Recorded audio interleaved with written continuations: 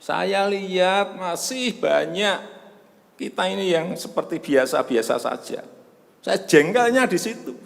Ini apa enggak punya perasaan? Suasana krisis.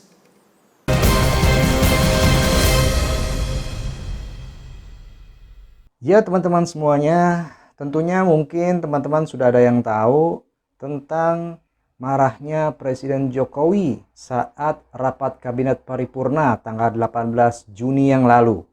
Dan kali ini saya akan memperlihatkan kepada teman-teman semuanya video di mana Presiden Jokowi sempat menyentil Menteri Kesehatan, bahkan Presiden Jokowi juga menyampaikan tidak segan-segan akan mereshuffle kabinetnya.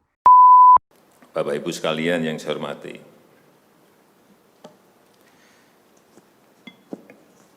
suasana dalam 3 bulan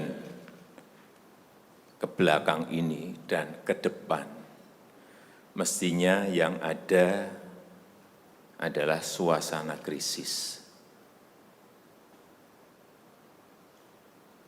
Kita juga mestinya juga semuanya yang ada di sini sebagai pimpinan, sebagai penanggung jawab,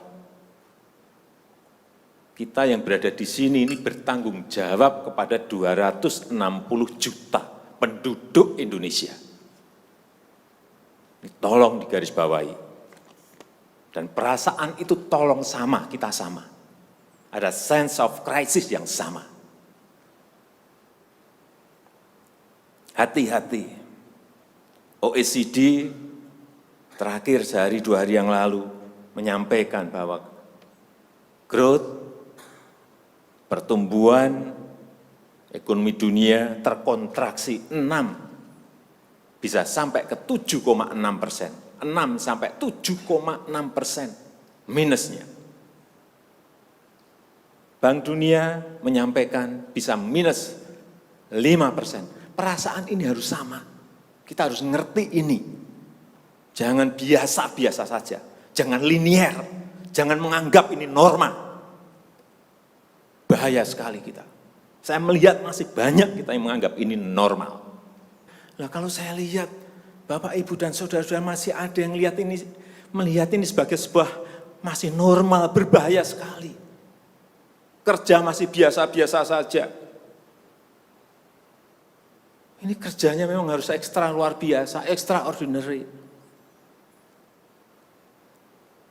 Perasaan ini tolong sama. Kita harus sama perasaannya, kalau ada yang berbeda satu saja sudah berbahaya. Jadi tindakan-tindakan kita, keputusan-keputusan kita, kebijakan-kebijakan kita, suasana adalah harus suasana krisis. Jangan kebijakan yang biasa-biasa saja, menganggap ini sebuah kenormalan. Apa-apaan ini?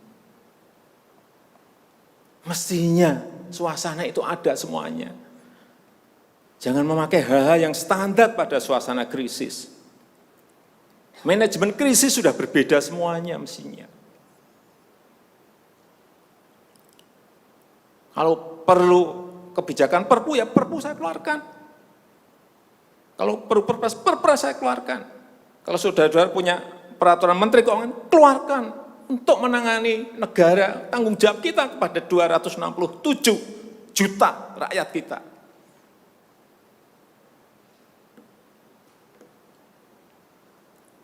Saya lihat masih banyak kita ini yang seperti biasa-biasa saja. Saya jengkelnya di situ. Ini apa enggak punya perasaan? Suasana krisis.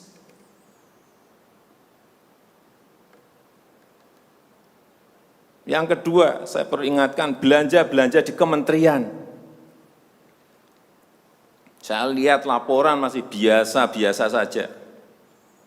Segera keluarkan belanja itu secepat-cepatnya, karena uang beredar akan semakin banyak, konsumsi masyarakat nanti akan naik. Jadi belanja-belanja kementerian tolong dipercepat. Sekali lagi, jangan menganggap ini biasa-biasa saja. Percepat, kalau ada hambatan keluarkan peraturan menterinya agar cepat. Kalau perlu perpres, saya keluarkan perpresnya. Untuk pemulihan ekonomi nasional misalnya saya berikan contoh, bidang kesehatan, itu dianggarkan 75 triliun. 75 triliun. Baru keluar 1,53%, coba. Uang beredar di masyarakat kerem ke situ semua. Segera itu dikeluarkan dengan penggunaan yang tepat sasaran, sehingga men-trigger ekonomi. Pembayaran tunjangan untuk dokter spesialis, untuk tenaga medis segera keluarkan. Belanja untuk peralatan segera keluarkan. Ini sudah disediakan 70-an triliun seperti itu. Bansos yang ditunggu masyarakat, segera keluarkan. Kalau ada masalah, lakukan tindakan-tindakan lapangan. Meskipun sudah lumayan, tapi baru lumayan. Ini extraordinary. Harusnya 100%. Di bidang ekonomi juga sama. Segera stimulus ekonomi bisa masuk ke usaha kecil, usaha mikro. Mereka nunggu semuanya. Jangan biarkan mereka mati dulu baru kita bantu, nggak ada artinya.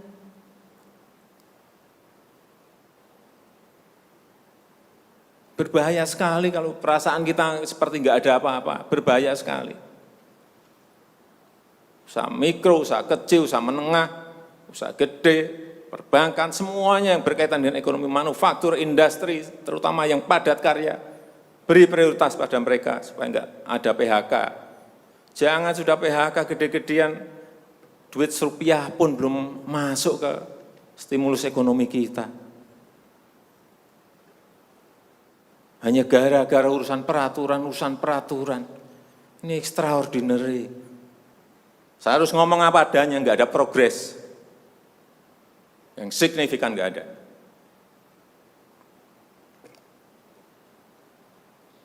Kalau mau minta perpu lagi, saya buatin perpu. Kalau saudara belum cukup, asal untuk rakyat, asal untuk negara. Saya pertaruhkan reputasi politik saya.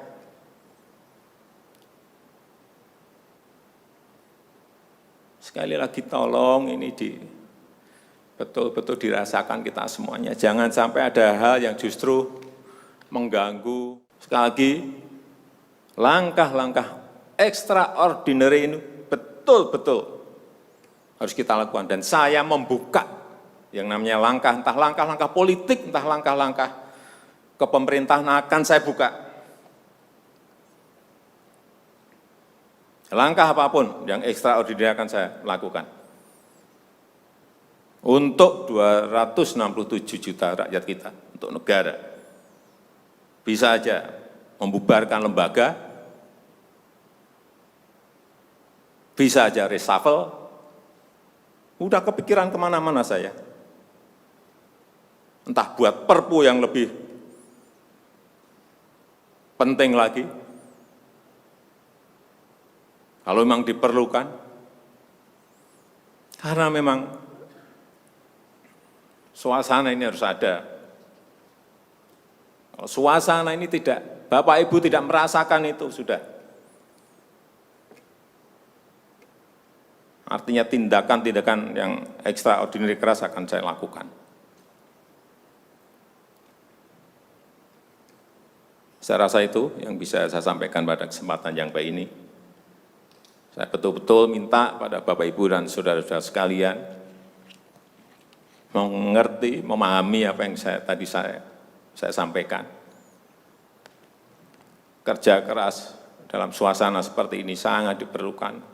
Kecepatan dalam suasana seperti ini sangat diperlukan. Tindakan-tindakan di luar standar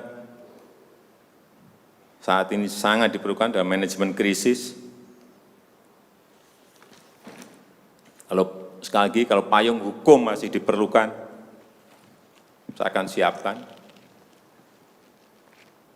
Saya rasa itu yang bisa saya sampaikan. Terima kasih. Assalamualaikum warahmatullahi wabarakatuh. Ya teman-teman semuanya, itulah video tadi yang saya ambil dari channel YouTube Sekretariat Presiden. Jangan lupa untuk subscribe, like, tulis komentar, dan share video ini. Kita berjumpa lagi di video saya yang berikutnya. Wassalamualaikum warahmatullahi wabarakatuh. Dadah.